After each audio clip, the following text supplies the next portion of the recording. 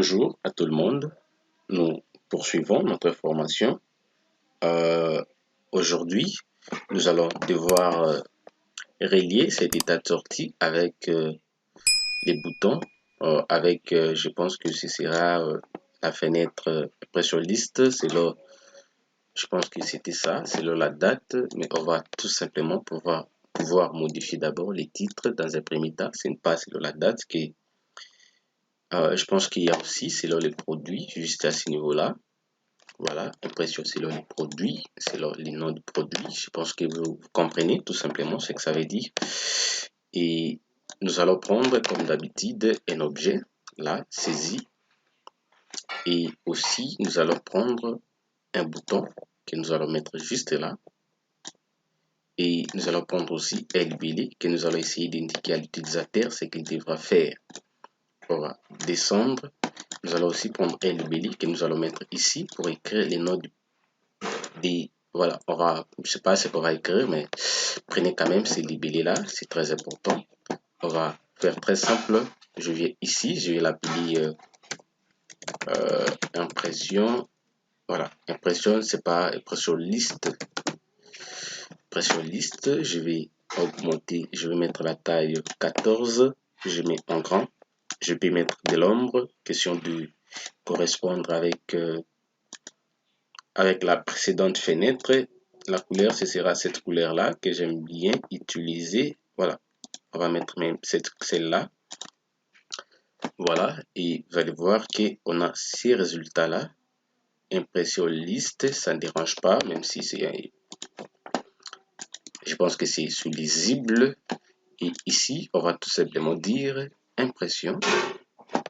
On va par exemple dire, veuillez renseigner les noms du produit. Veuillez renseigner. En tout cas, si vous avez des belles phrases à mettre, n'hésitez pas. Nous ici, veuillez renseigner les noms du produit. Les noms du produit. Alors, veuillez renseigner les noms du produit. Veuillez renseigner les noms du produit. C'est très simple, mais on va garder ça comme ça. Je ne vais pas être trop long.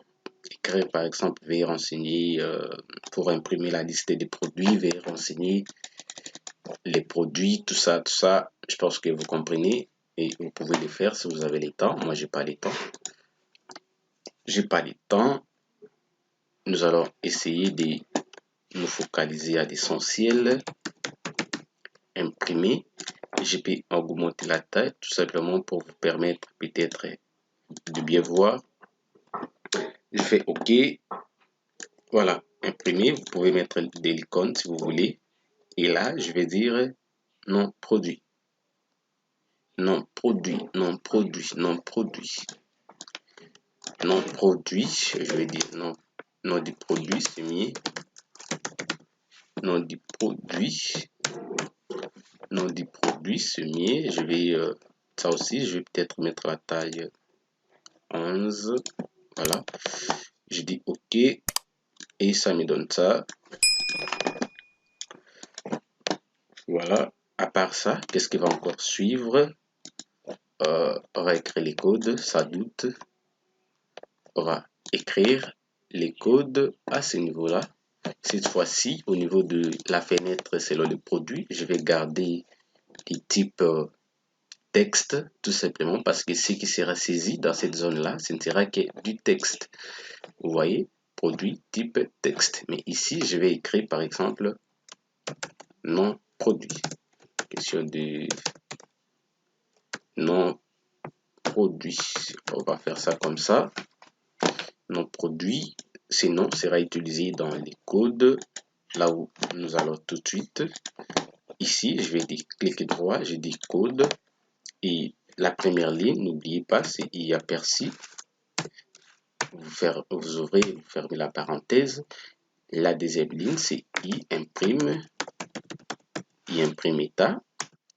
Et nous allons prendre cette fois-ci cet état de sortie là. Je mets un peu virgule.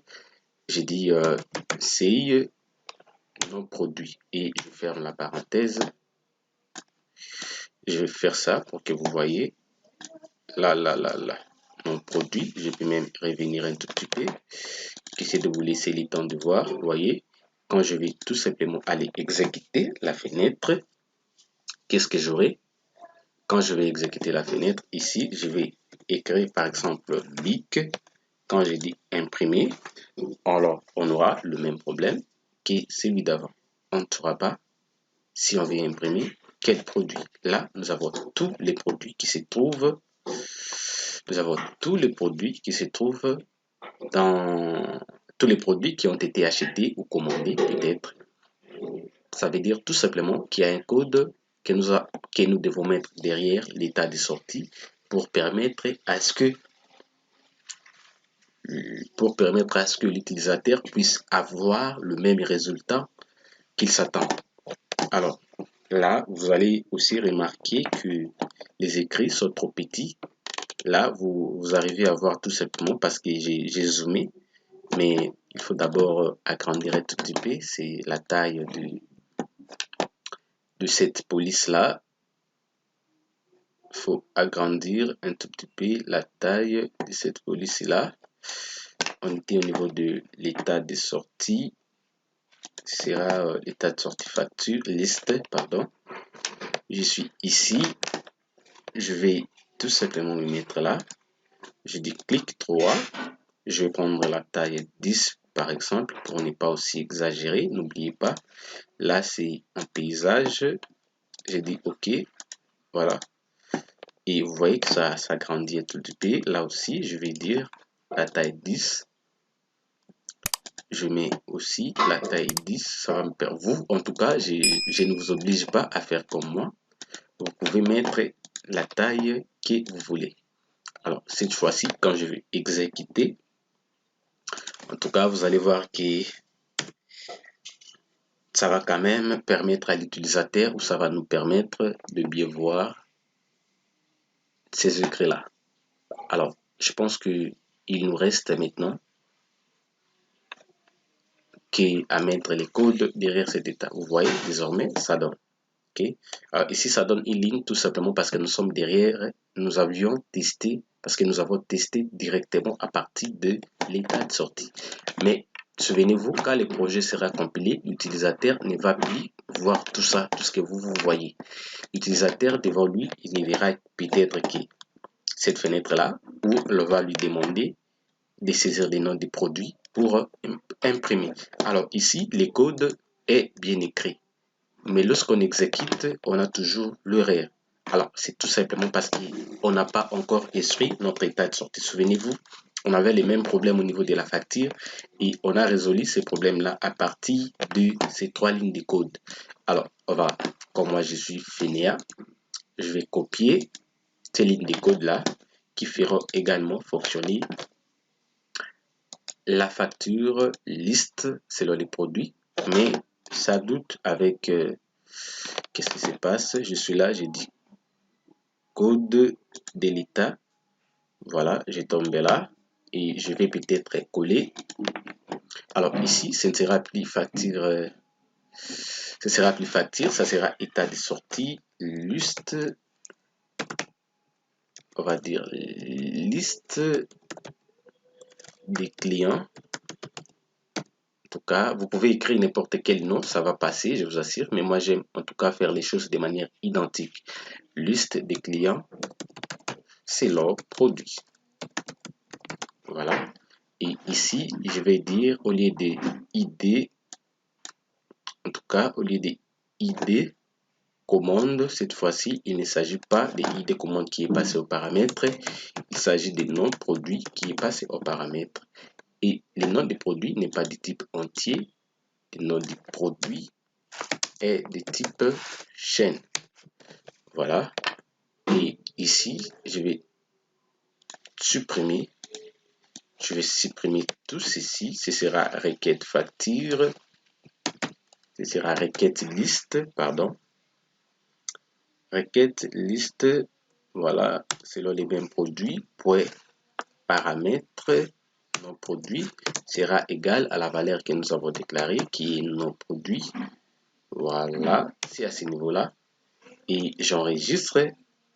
Je dois modifier ici le nom de la requête. C'est la requête clients qui ont acheté les mêmes produits, ça ne dérange pas.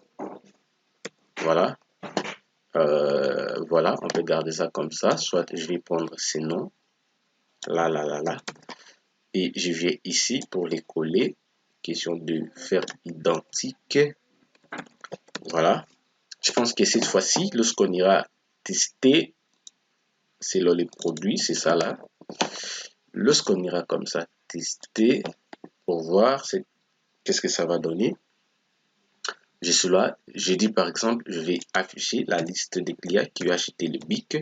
La fois passée, lorsque j'avais écrit les BIC et que j'avais exécuté, j'avais au devant de moi 3 enregistrements. Pardon. Cette fois-ci, comme nous avions codé la fenêtre, si on clique sur le bouton imprimer, comme nous avions codé l'état de sortie, qu'est-ce qu'on aura? On a un même enregistrement. Vous voyez? On peut voir ici, liste des clients qui ont acheté les produits BIC. Ok, ça c'est au cas où on a différents clients qui ont acheté ces produits-là. Et si on veut changer, on dit non, pas BIC, mais plutôt biscuit. Quand on va cliquer sur imprimer, qu'est-ce que ça va donner? Vous allez voir que ça va nous donner 2 personnes. Il semble que c'est la même personne, mais qui a acheté 2 fois les produits. C'est là peut-être les différentes dates aussi que nous allons tenter de trier dans l'état de sortie à venir. Alors, je pense que c'est très simple, vous aurez compris et que vous n'aurez pas d'image comme ça à vous retrouver au niveau du dernier état de sortie. Alors, il nous reste une chose à définir, cette partie. Ça sera là, au niveau des menus principales. Je suis ici et je vais comme ça, liste des clients. Vous pouvez ajouter, c'est là les produits, c'est là quoi. Ici, qu'est-ce qu'il y avait? Lorsqu'on clique ici, on dirait j'avais prévu quelque chose à ce niveau-là. Je dois d'abord voir. Si je clique ici, liste des produits, voilà, on va me dire liste des clients, c'est là la date, liste des clients, c'est là le produit, c'est là les produits achetés. On va comme ça, quand on clique ici, voilà, on a cette fenêtre. Et quand on va cliquer là-bas, on aura également cette fenêtre-là. Alors, ce que nous voulons faire maintenant, c'est que quand on va... Ah, ok, les problèmes étaient déjà résolus, vous voyez. Alors, ce n'est plus grave. Je pense que vous aurez compris. Dans cette partie, on va enregistrer. De l'autre côté, on va imprimer. Alors là, vous allez faire la même chose comme on a fait avec la fenêtre, avec l'interface. Avec quoi? Avec la fenêtre liste des clients, selon un produit. Vous allez appliquer cette même méthode à ces niveaux-là. Alors, merci déjà pour votre attention. Je vous aime autant que vous m'aimez. Merci pour la confiance. Continuez à nous consommer, vous ne serez jamais déçus. Abonnez-vous à notre chaîne, partagez le lien. Nous voulons que cette communauté devienne de plus en plus grande. Jusque-là, nous sommes encore derrière et nous avons besoin de votre aide pour pouvoir avancer. Merci et à très bientôt.